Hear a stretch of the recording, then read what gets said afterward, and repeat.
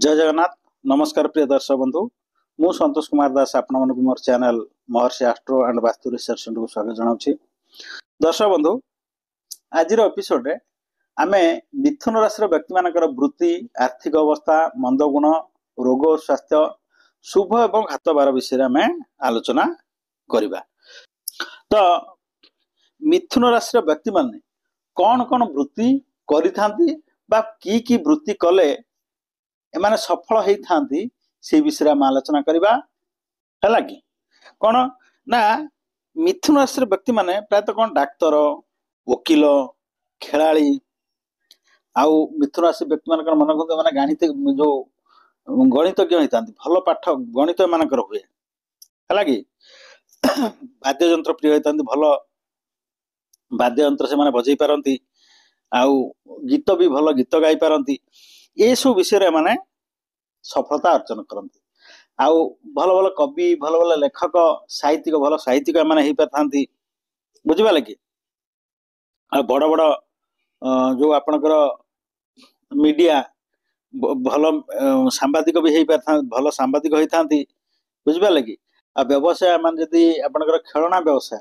करती आधे माने सफल होता कि वाद्य यंत्र व्यवसाय माने करती आधे भी सफल होता तेणु प्रायतः डाक्तर, वकील, खेलाड़ी, गणितज्ञ यही सब एमाने वृत्ति करी वृत्ति कले से माने सफल होती। एमानकर आर्थिक अवस्था केमितिया ना माने प्रायतः जीवन सब आर्थिक संकट सम्मुखीन है। पैसा पत्र प्राय एमानकर हाथ को आसे नहीं। एमाने कथा कही लोक चमत्कार माने लोक को चमत्कृत कर दियंती, चमकई दियंती कथा कहीकि पैसा पत्र प्रायतः एम पाखे सब संकट देखा दिए, आर्थिक संकट देखा दिए है। एमाने क्षतिग्रस्त हुंती ना कौन सी काम अटकी जाए ना किंतु पैसाटा सब पारे अभाव रुहे। पैसा पारे रही पार नहीं, बालांस रही पार नहीं। कौन सी कामटा पड़े पैसा नहीं किंतु पैसा को जोगाड़ जंत्र कर से काम करदे। कथा कह दूरंतर ना तेणु पैसा को जोगाड़ कर काम करदे किंतु प्रायतः पैसा रही पारे नहीं है। आउ किछि लग्न अनुसार किछि पुरुष बा स्त्री अच्छा एमाने धन संचय कर रखी पारती मिथुन राशि व्यक्ति माने है। किछि अच्छा किछि मिथुन राशि स्त्री बा पुरुष अच्छा लग्न अनुसार एमाने किछि धन संचय कर रखी पारती। आर्थिक अवस्था प्रायतः एम मंद गुण है एमाने बेसी आपणकर क्लब सब जीवा माने भल पाती, नाच गीत प्रिय माने एठी जो माने बेसी पसंद करती आउ आपणकर अपेरा देखा भल पाती आउ मद फद पीवा भल पाती, निशा द्रव्य खाया भल पाती। ये गुड़ा हूँ सब गोटा खराब गुण है।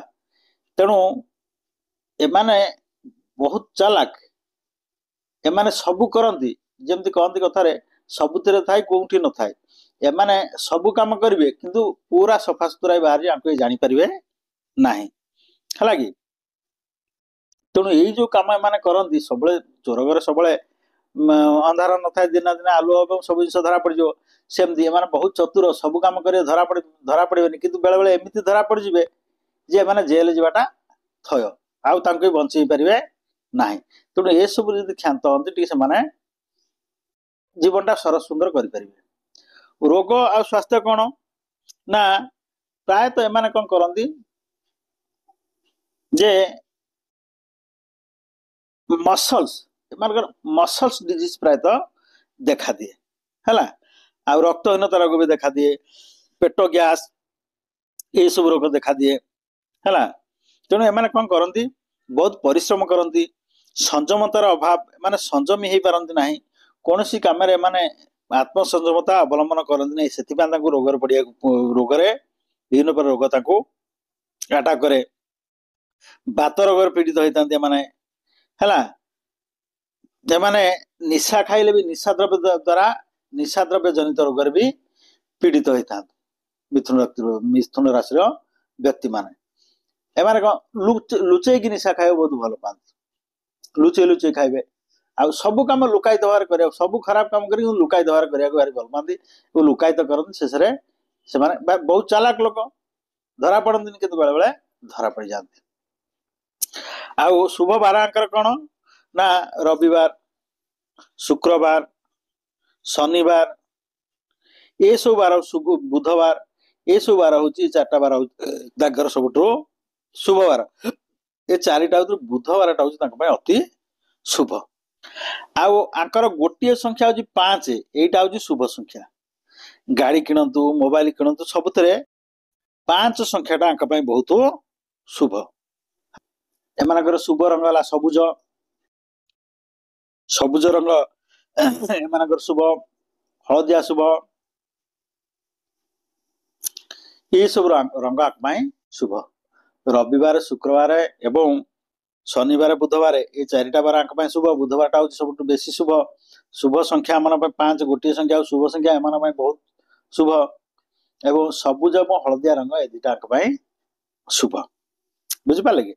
तो दर्शक बंधु, नेक्स्ट एपिसोड रे आम आरंभ करबा कर्कट राशि व्यक्ति मान संपर्क रे।